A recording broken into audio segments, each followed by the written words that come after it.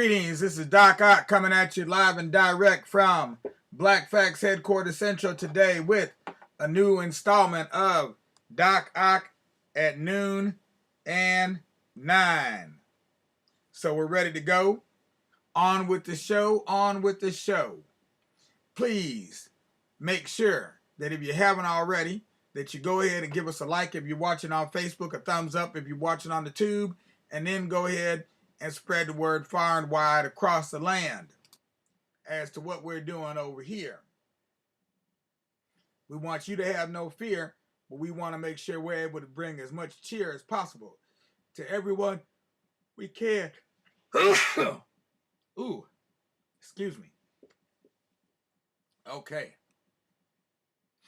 And I guess you can say that's an exclamation point. Meanwhile, let's move on. Today, instead of a proverb, we have a story. We're going to tell an extra story. A very short story about our game we have over here. Now, we've been talking about this game all month. The particular game that we teach the children how to play is called Oware, but it's played on a board that you can use to play mini games, just like you can play many different card games with the same deck of cards.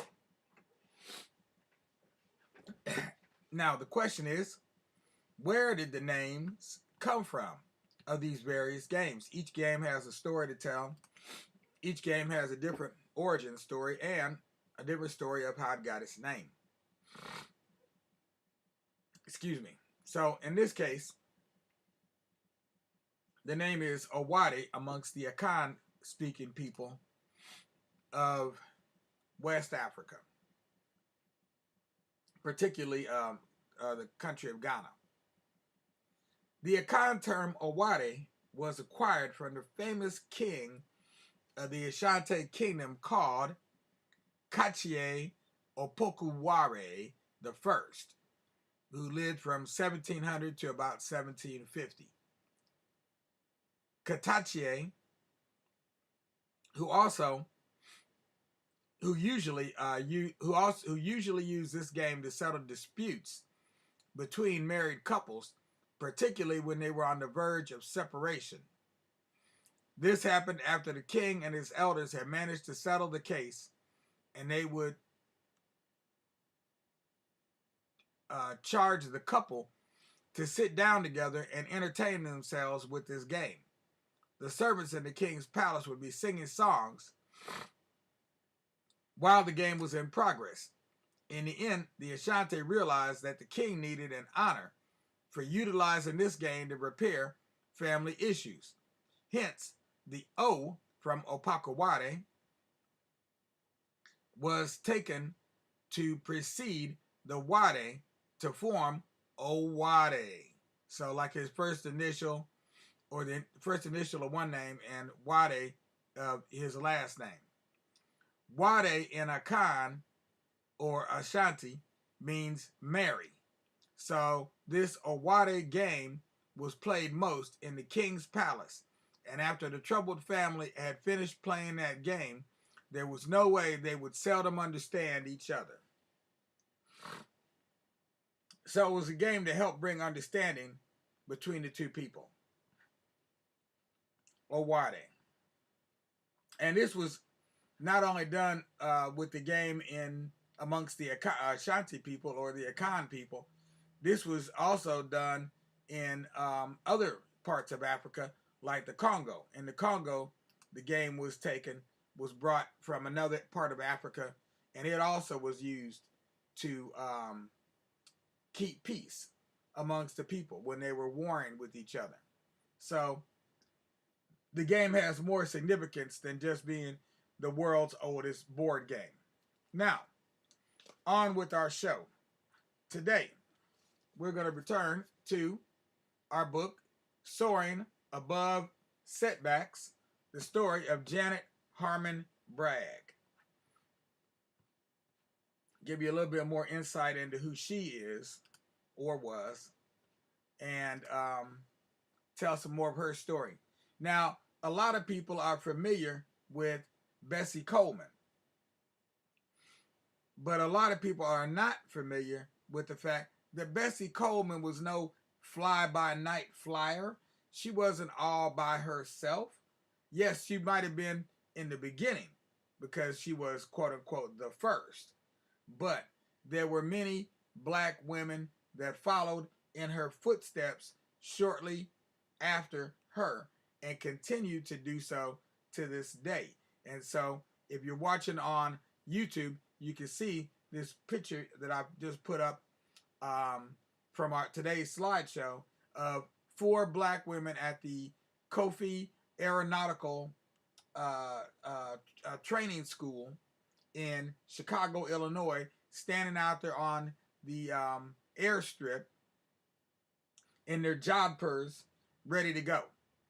So and their helmets as well as their safety goggles. You needed those safety goggles to deal with the bugs in the air. Yeah, and the cold air, etc., just to be able to maintain your ability to see. That's why you always see the old time pilots with those goggles, because they didn't have windshields, so they needed something to shield their eyes from the wind, and that's why they're always wearing those kind of funny looking little goggles.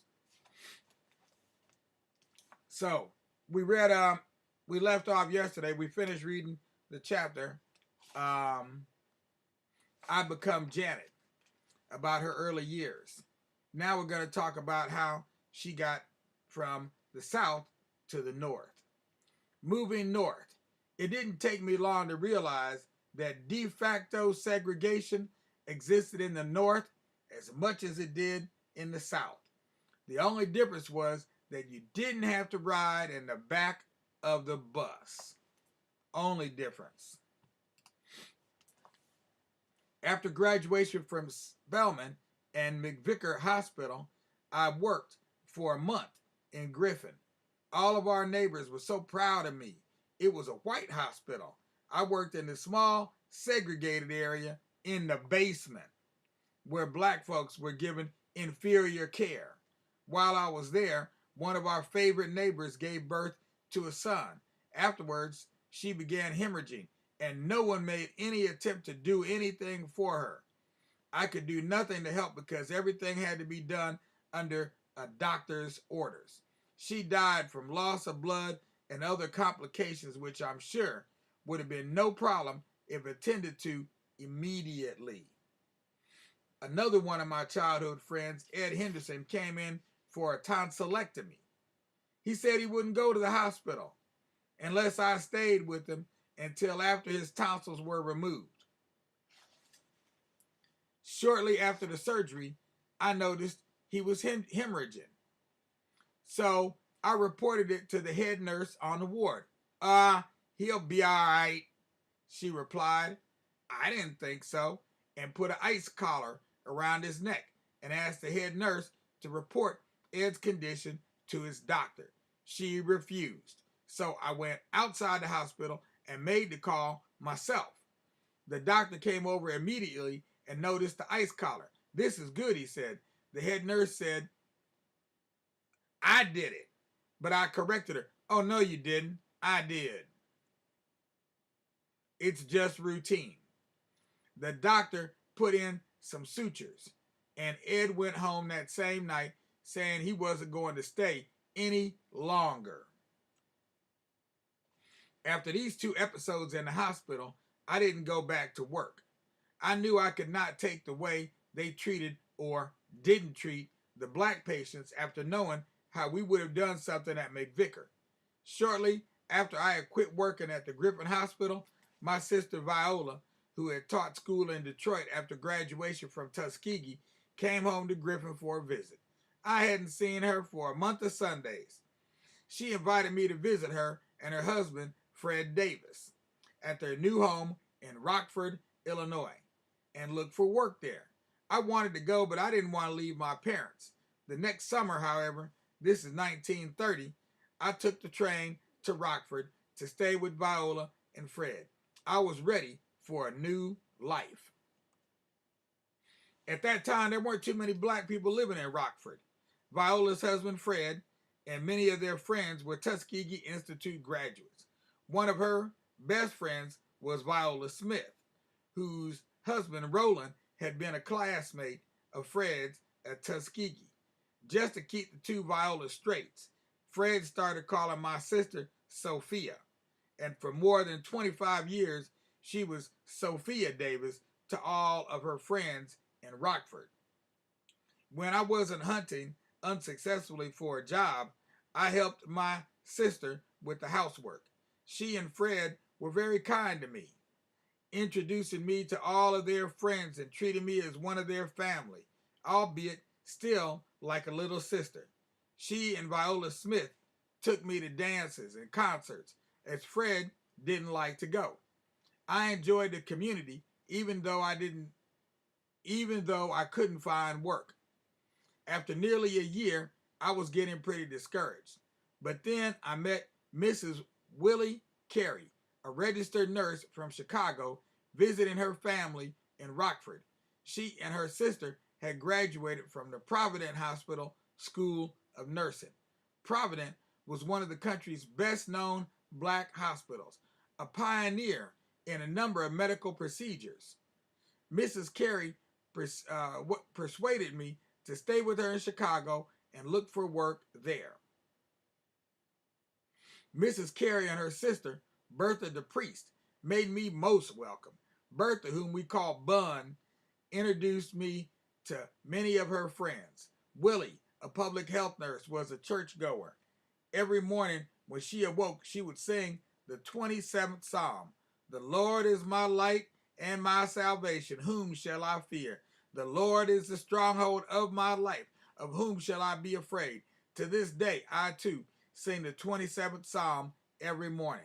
It gives me strength to cope with any problems which may arise. I had taken a big step leaving the South, and now I had left my sister in Rockford and moved to Mrs. Carey's 3-flat building on Chicago's South Side in what's called Bronzeville. In those days, it didn't take me long to realize that de facto segregation existed in the North as much as it did in the South. The only difference was you didn't have to ride in the back of the bus. Getting a job, regardless of a good education, was nearly impossible. Many of our professional men, lawyers, physicians, dentists, teachers had to work nights in the post office to earn a decent living. Many were Pullman porters or cooks on the railroads. To run on the road or work at the post office enabled many black folks to earn funds for higher ed and to set themselves up in offices to pursue their chosen professions.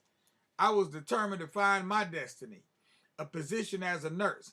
But first, I had to take the state licensing exam to practice professional nursing in Illinois.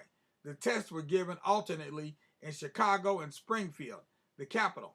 As I didn't want to wait for the next Chicago session, I went to Springfield, which led to my first experiences with racial bias in the North.